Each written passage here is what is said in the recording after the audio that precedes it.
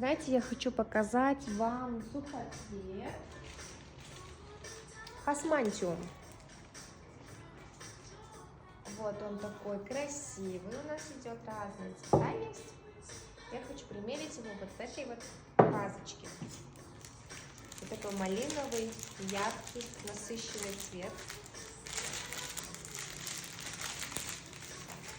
Только посмотрите, как он сейчас раскроется в вазе.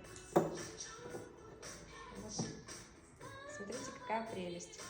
Я бы еще, может быть, подрезала высоту, но это не всегда нужно. Надо будет отталкиваться от того, какой высоты потолок у вас в комнате. Может, она вот так, наоборот, будет удлинять полочку. Смотрите, какой красивый. Вообще шикарный вариант.